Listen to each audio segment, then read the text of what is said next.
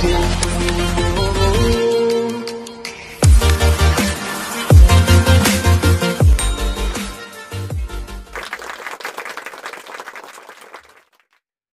iya, mungkin kalau misalnya seperti ini Pak, dia misalnya tidak mandiri di sebuah keluarga di daerah tertentu misalnya, terus tiba-tiba dia ngekos misalnya, hijrah gitu, atau misalnya hijrah itu berpindah tempat. Nah, apakah itu bisa jadi salah satu proses di situ biar dia cepat mandiri? Suruh hijrah gitu. Kalau dia melakukannya karena kesadaran diri sendiri, itu bisa. Tapi kita juga tidak bisa menjamin ya kalau 3 bulan kemudian dia nggak akan pulang lagi. Iya betul. Iya, karena ini kan suatu perubahan yang ekstrim gitu ya, shock terapi ya. Luar biasa gitu kan. Yang tadinya dia selalu tinggal dengan orang tuanya dari kecil hingga dia dewasa, kemudian dia merubah pola hidupnya yang tadinya tidak mandiri menjadi mandiri. Nah, di sini kan memang butuh yang namanya proses gitu. Tetapi kalau hal itu memang diinginkan oleh orang tuanya agar anaknya mandiri, itu boleh saja. Tetapi bertahap gitu. Dengan kontrol juga ya Pak. Dengan kontrol bertahap. Apalagi kalau anaknya nggak meminta. Ada 2 kemungkinan sih Pak, ketika setelah hijrah itu apakah dia benar mandiri atau rusak. Iya. Karena orang yang mandiri ini bukan hanya dia sekedar bisa hidup sendiri ya. Iya. Tetapi dia juga harus bisa menjaga sikap-sikap yang baik. Karena kalau si anak ini tidak dapat menjaga sikap-sikap yang baik, pasti akan kebalikannya. Sikap-sikap yang buruk itu akan timbul gitu. Karena dia akan mudah dipengaruhi oleh lingkungan. Nah, disinilah bahayanya gitu. Orang tua juga ingin mengajarkan sikap mandiri ke anak, harus melihat apakah anaknya sudah siap atau belum. Kalau anaknya belum siap, tetapi kita paksakan, kita siap nggak menanggung risikonya? Iya, itu kan jadi masalah lagi nanti. Kalau sampai apa yang kita inginkan ini tidak terjadi, gitu. Malah anak kita membawa masalah yang lebih besar gitu. Suruh hijrah mau jadi bandar narkoba. Iya, itu banyak kejadian di luar sana gitu. Ini anak nih dari kecil biasanya kita manjain.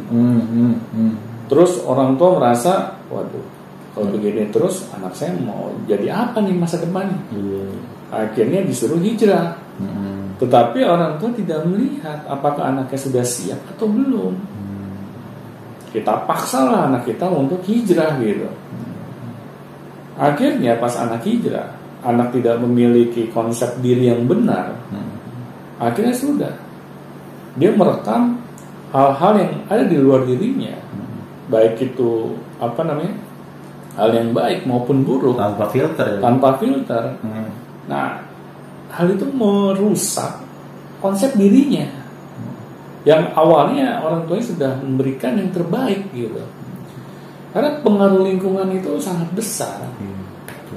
Kalau kita tidak dapat mengelola pikiran kita mengetahui mana yang benar, mana yang salah, akhirnya ya sudah, hal-hal yang buruk itulah yang akan mengatur kehidupan kita. Nah, ini kan yang kita tidak inginkan terjadi kepada anak-anak kita. Iya sih, memang kalau misalnya terlihat simpel ya Pak ya, ketika orang itu misalnya ada orang atau misalnya orang tua yang melihat anaknya sudah dewasa, terus dia anggap dengan menghijrahkan gitu ya, atau misalnya dengan menyuruh dia mondok lah atau di mana gitu, itu akan membuat dia mandiri.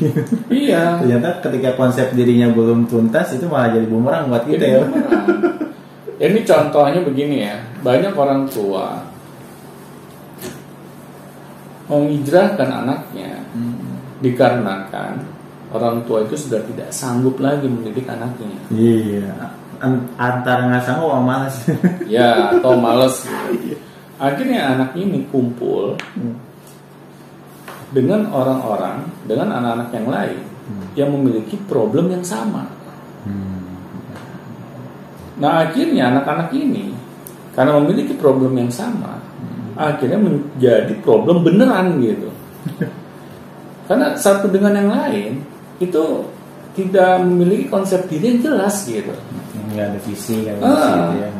Nah akhirnya si anak ini tidak memiliki role model dari teman-temannya yang baik. Nah akhirnya keinginan orang tua agar anak ini hijrah dan berubah menjadi lebih baik, itu hanya sekedar angan-angan. Karena itu tidak akan terjadi gitu. Karena untuk bisa membuat anak mandiri, itu orang tua harus terlibat.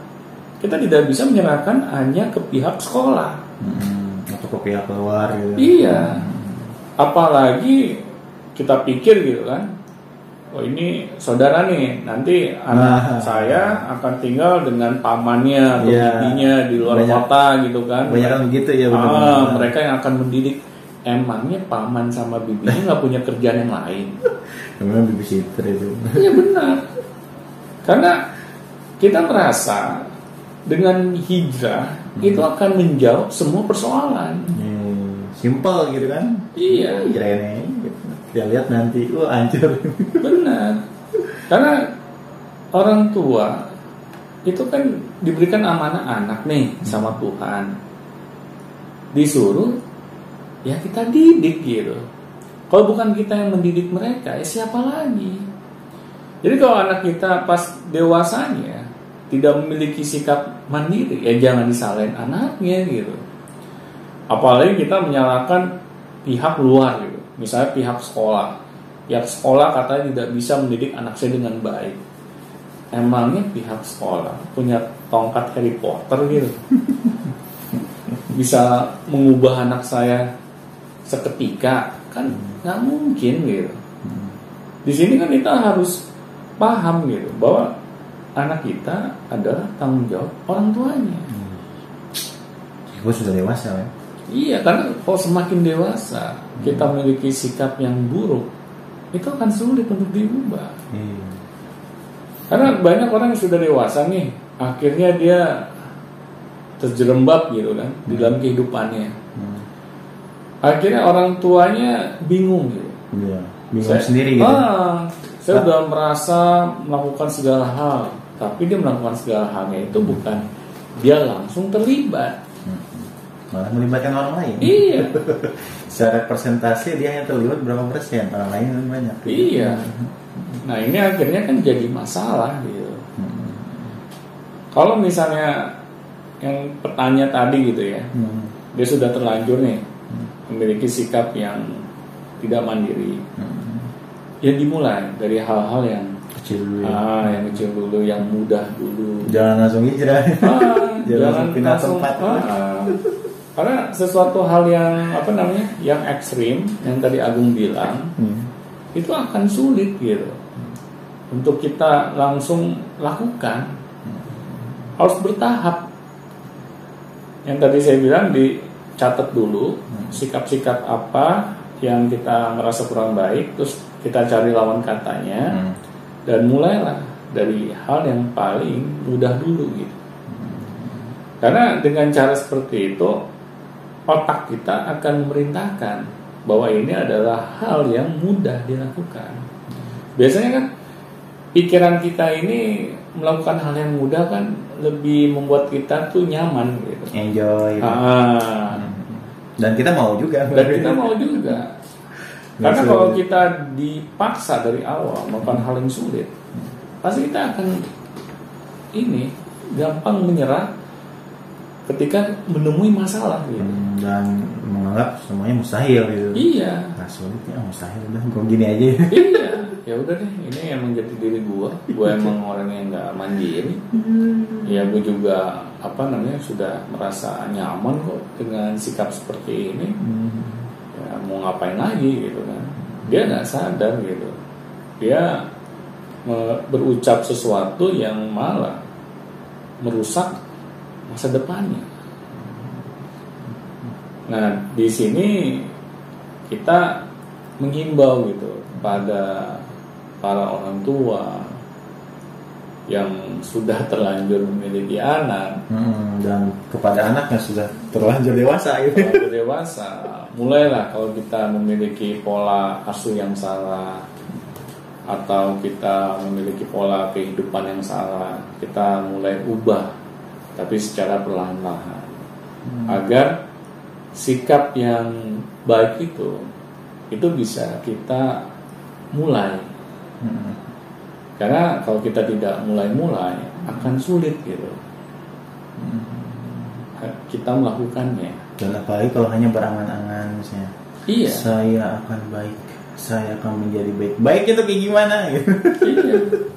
Banyak kan kayak gitu ya, kalau misalnya orang itu ingin merubah sifat tuh, ya saya akan menjadi orang baik gitu. Baiknya sebelah mana gitu. Iya, baiknya seperti apa gitu kan. Jadi nggak mulai baik jatuhnya. Karena sesuatu itu kan memang harus dipahami dulu oleh pikiran kita gitu. Ketika kita paham, kita tahu caranya, akhirnya kita mau melakukannya. Tetapi kalau kita tidak paham, ya apa gitu, kita tahu cara melakukannya gitu kan. Nah di sini kan kita harus membiasakan diri kita gitu untuk melakukan hal-hal yang pikiran kita itu bisa langsung melakukannya gitu. Tetapi kalau kita senangnya memikirkan hal-hal yang sulit, yang sulit, yang ekstrim, yang dramatis, akhirnya kita menjadi stuck gitu. Akhirnya cita-cita kita untuk mengubah diri kita menjadi lebih baik ya hanya sekedar cita-cita. Kita tidak implementasikan di dalam kehidupan kita. Jadi mulailah dari hal terkecil, hal yang mudah dilakukan. Yes. Terima kasih Pak Doni. Jadi jangan bingung ya, kepada orang-orang dewasa nih yang mau merubah diri, merubah sifat yang tadinya nggak mandiri atau sifat apapun itu, mulailah secara bertahap. Dari yang terkecil, dari yang mudah dilakukan, dari yang mudah diimplementasikan. Dan itulah, dan mudah-mudahan kalau misalnya kita istiqomah gitu Pak ya, terus menerus melakukan hal itu menjadi karakter baru kita yang kita damba-damba. Iya.